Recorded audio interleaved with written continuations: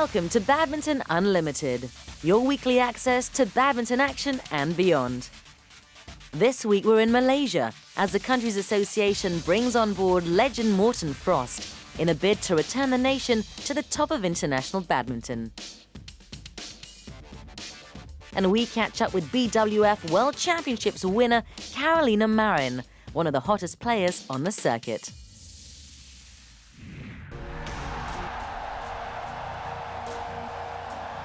That was in 1992.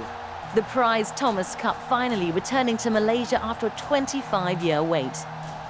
But since then, the prestigious trophy has eluded the grasp of the once mighty badminton nation. After making it all the way to the final in 2014, many thought it would be the moment the country would once again hold aloft the cup.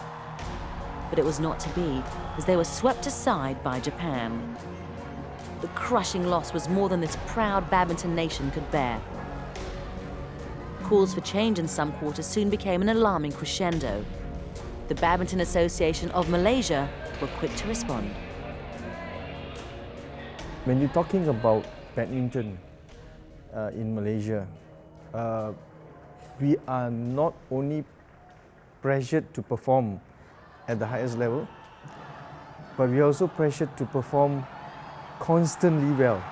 The fans expect you to constantly produce good results. BAM, as they are known, were determined to find the right person who could not only conduct a route to branch restructuring, but had an intimate knowledge of the country's badminton heritage.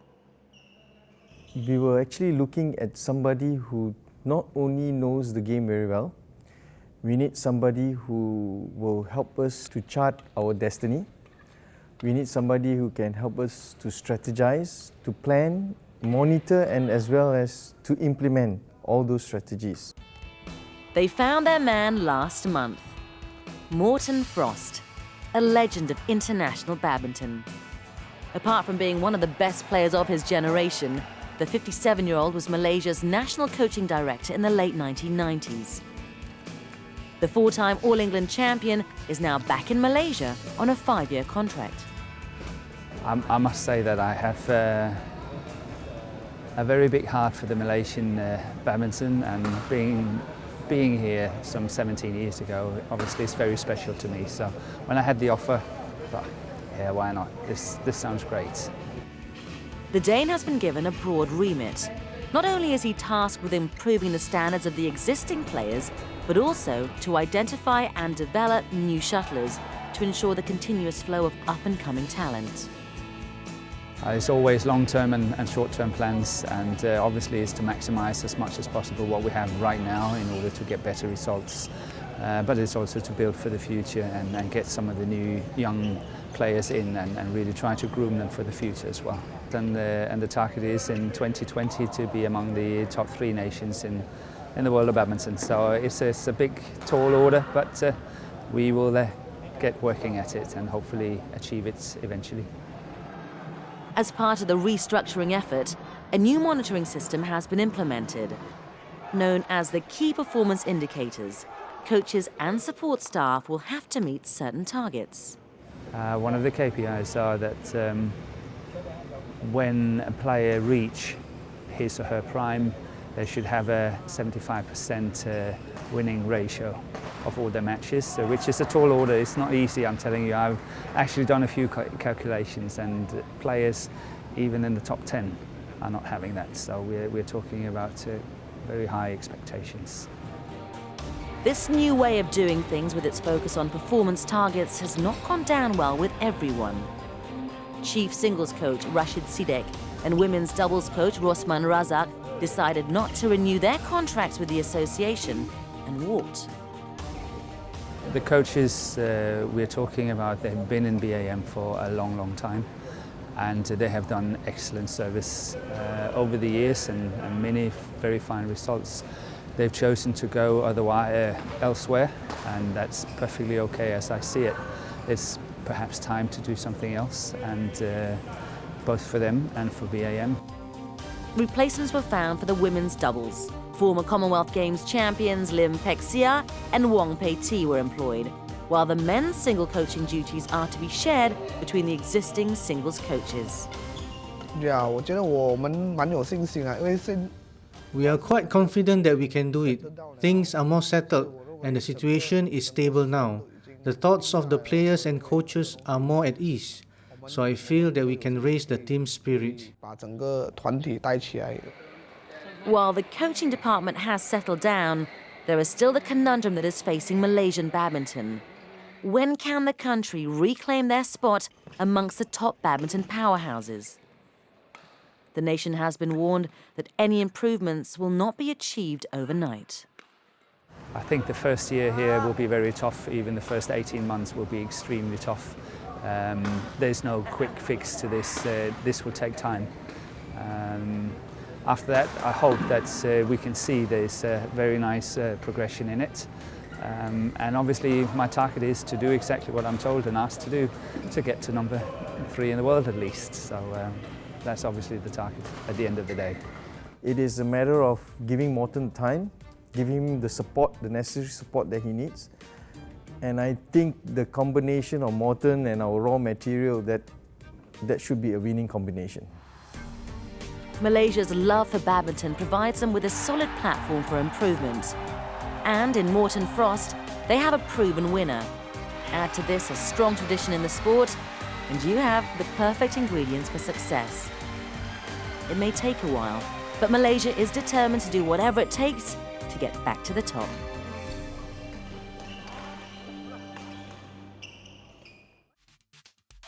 Time for our trivia. Name the mixed doubles pair who won their first ever Grand Prix gold title at the 2014 Macau Open. We'll give you the answer after the break.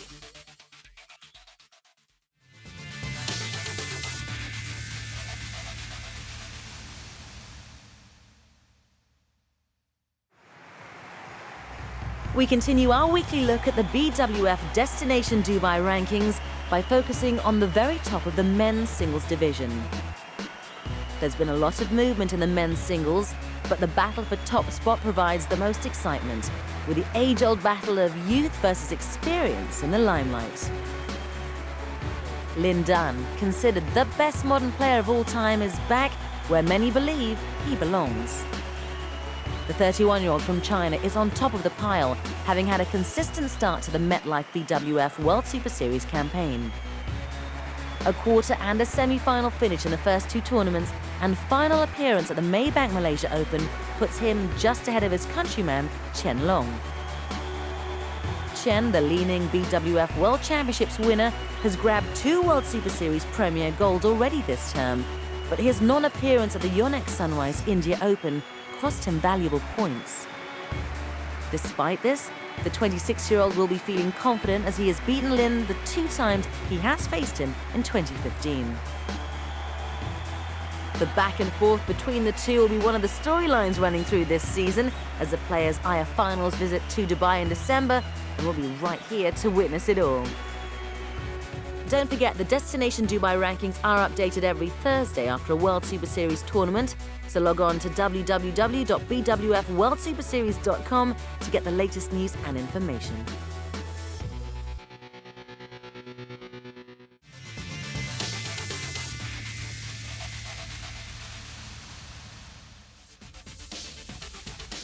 When we get back, we talk to Carolina Marin about her blistering performances that have taken her to the top of the world.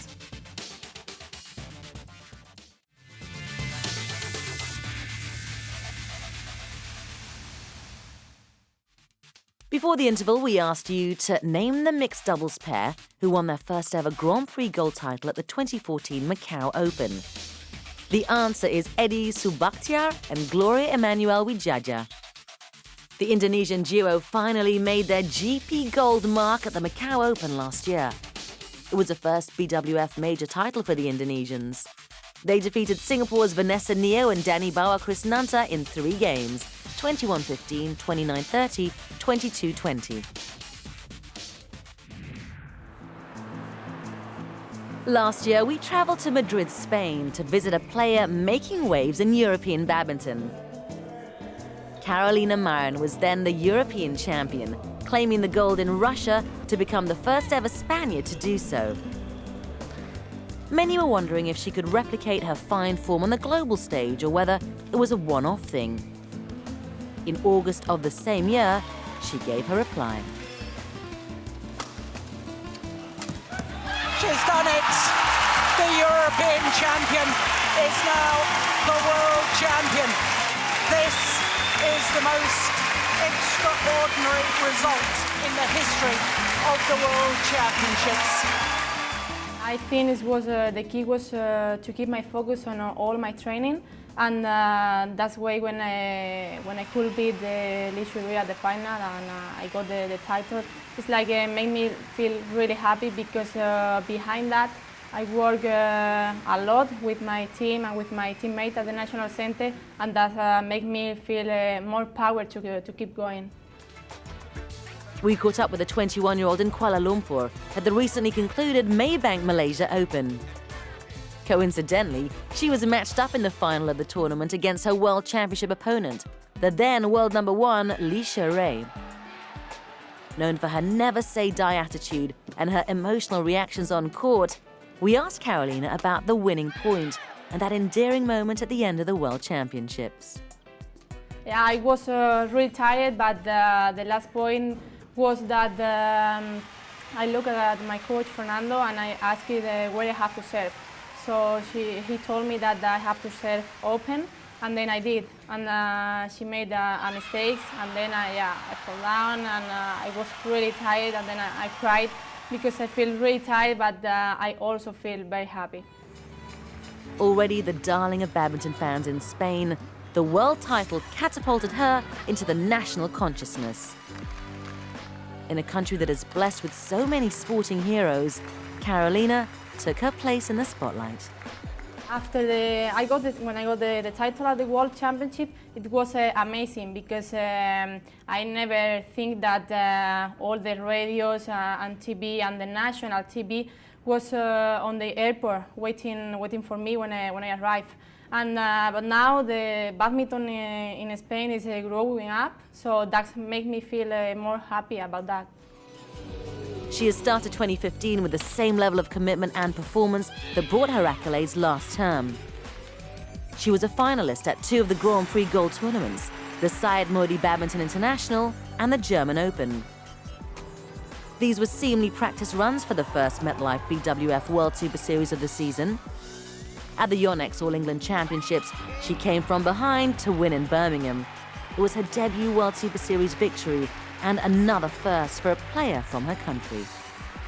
When the season started, I spoke with my coach Fernando, and we did some goals for the season. And one of the goals was to win the title at the All England. So in my all training, I keep my focus on my goals, and then when the All England is going, I have to focus on that in my training. Her blistering form this season has coincided with that of another player who was also fated in her country, India shuttler Saina Nehwal. The two have attracted a lot of attention in international badminton of late, as they've struck up a rivalry that is helping to create drama in women's singles. Their achievements have seen them tussle for the #1 spot in the BWF World Rankings. But whilst Carolina believes this competition is ultimately good for the sport, she prefers not to look at the table, but focus on her game. I don't think too much at the world ranking, because I always want to think in my tournaments, and then the ranking is like secondary. So that's why I want to think in my tournament match by match, and then the ranking is going when I got points in the tournaments. 2015 is an intensive year for badminton, not least as it heralds the beginning of the qualification period for the Rio Olympics next year. When asked about her hopes for the coming year, she honed in on a feat very few people have achieved, the defense of her World Championships title. I want to keep my focus first at the World Championship in August, and then after that I think I will keep my focus on the Olympic Games, but then I want to focus at the World Championship because it's going to be another important tournament for me. Carolina Marin's emergence, like her game, has brought a freshness and energy to the women's singles. She continues to rewrite the record books and push the game forward. And oh, if you are wondering how she did against Lee Sheree the second time around, she won yet again to claim the Malaysia Open title. It seems very little can stop her at the moment.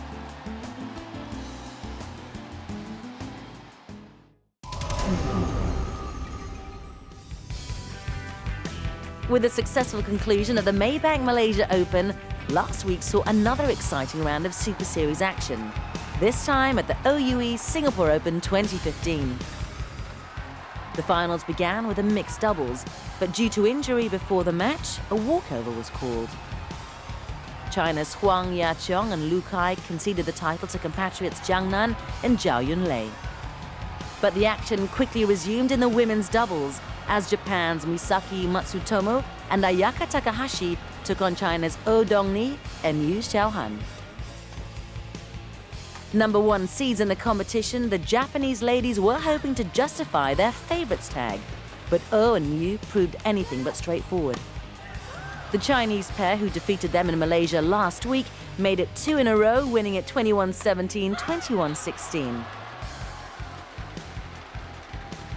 The men's singles was between Japan's latest hotshot Kento Momota and Hong Kong's number one man Hu Yun. Former world and Asian junior champion Momota had been looking for an opportunity to win his first major title, and this final presented the biggest chance yet for the world number 10. 3 hard-fought games later, the Japanese finally got his wish. In an hour and 19 minutes, Momota sealed his win, 21-17, 16-21, 21-15. It was Chinese Taipei's leading lady Tai Tzu-ying versus China's Sun Yu in the women's singles final. World number 11, Sun, saw this as a golden opportunity to add a Super Series crown to a Grand Prix gold title she won last month at the Swiss Open. But she had to earn it. The 5th-seeded Tai pushed the Chinese shuttler all the way to the rubber before the Taiwanese eventually blinked first. Final score 21-13, 19-21, 22-20 to China's latest women's singles star. The men's doubles final welcomed Indonesian duo Angga Pratama and Ricky Karana Suwardi going up against the experienced tandem of Fu Haifeng and Jiang Nan. Fu and Jiang, who are runners-up at the All England Championships, were looking to get back to winning ways against the unseeded Southeast Asians. But it turned out to be another disappointment for the China duo, as the world number 45 pair Pratama and Suwardi walked away with the title, winning it 21-15, 11-21, 21-14.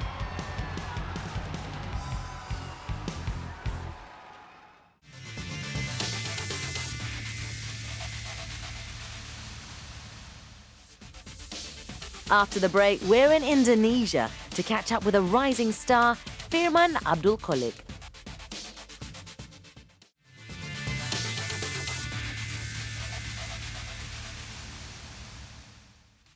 This week's Players of the Week are Indonesia's men's doubles pair Angga Pratama and Ricky Karanda Suwardi. Going into the OUE Singapore Open unseeded, the duo surprised many as they upstaged China's world number 6 tandem Fu Haifeng and Jiang Nan in the final to clinch their first ever title together. Currently 45th in the world rankings, Pratama and Suwardi will be eager to prove that their latest win isn't a one-off.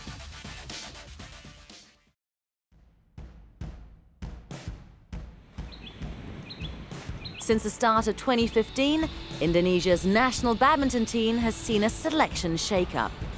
Especially in the men's singles format, administrators of the sport are pressing forward with youth. In our One for the Future segment this week, 17-year-old Firman Abdul Kholik symbolizes this new direction.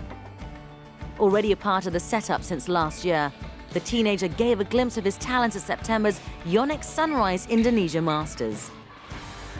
At the Grand Prix Gold event, the youngster collected a silver medal in his first tournament as a national team member. Saya nggak nyangka masuk, terus Initially, I didn't expect to play. I actually faced my friend Jonathan in the first round. I told myself to just enjoy the experience and get the points. Somehow, I found myself in the final. cuman cari poin aja. Tiba-tiba masuk final, nggak nyangka banget. Firman was sweating it out when we caught up with a teenager at the country's national training center in the capital, Jakarta. He began his badminton journey in his hometown of Banjar, in a city within West Java. The teenager continued to hone his skills at local club Mutiara Bandung. Waktu pas umur 5 tahun saya masih When I was 5 years old, I remember just holding my dad's racket and learning to hit shuttlecocks in front of my house. I wasn't strong yet, so I was holding the racket with both hands. Mutiara pulled me into the club and I got my chance playing in the national circuit. When I first took part, I was in awe. I didn't expect to even reach the second round that time. Saya kaget, saya bilang pelatih saya kalah babak kedua, saya nggak nyangka. Firman continued to exceed expectations. His inclusion in Indonesia's national stable in 2014 was also a bit of a surprise. Ceritanya, saya kan bermain ke jurnas. The story is that I only got to the semi-finals and my friend was the champion at the National Junior Championships. Naturally, I thought he'd be selected. If they were to select more than one from my group, maybe I would have a chance. But somehow, they only decided to take one and I was chosen. I was very surprised, but my friends were supportive. Masuk sendirian, saya nggak nyangka aja. Terus teman saya selamat gitu. Since his selection, he spends most of his time at the training center or out competing in tournaments. Away from home comforts and left to his devices, Firman's mature take on his new career goes beyond his years. While any teenager has their fair share of challenges growing up, Firman is adamant not to be easily distracted. Gangguannya yang pasti kebanyakan. There are many challenges, but for me, it is mainly girls. They seem to disturb me quite a bit. But I keep reminding myself words of advice from both my parents not to get carried away with this kind of things. Just keep focused on badminton. Only when you're successful, you can have what you want. But most importantly, I know I need to be very careful. Tapi yang pasti harus dijaga juga sih. Firman's achievements in the last 12 months have proven that the lefty has got his priorities right.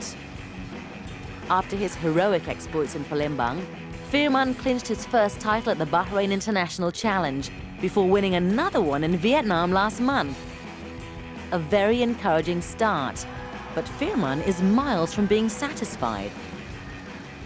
Senang sekali sih runner up, tapi kalau misalkan I'm very happy to finish runners-up, but if I were to finish champion, I'd be even happier, of course. But honestly, I'm already pleased to reach a Grand Prix gold final. At my age, I guess I should be happy to have reached the final and won titles at Bahrain and Vietnam. But I don't want to be easily satisfied because I know if I do, that will be my own downfall. kepuasan itu bisa menjatuhkan diri saya sendiri. The teenager already has plans in place to improve his game. Ambitious as he is, Firman is still realistic about his goals. Permainan saya ya lebih ke power sih. My game lacks power. I need to work on it. I must be more proactive to train more outside of regular practice sessions. Hopefully by then, I'll get stronger. This year, my targets are to play in the Grand Prix tournaments, try to win a Grand Prix gold title, and climb up higher in the rankings. That's all, I guess. Saya pengen juara GP Gold, naikin ranking saya, itu aja. Firman Abdul Kholik looks to be an exciting prospect for Indonesia's men's singles game. And if he's able to keep progressing and maintain his focus, the nation may have found yet another star in the making.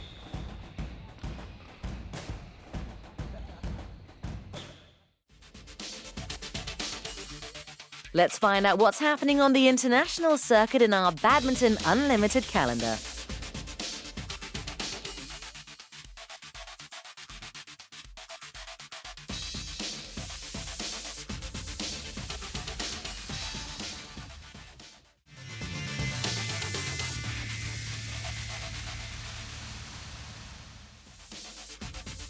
Next week on Badminton Unlimited, we catch up with Denmark's newest men's duo looking to establish their own legacy. Mads Conrad Petersen and Mads Pila Kolding.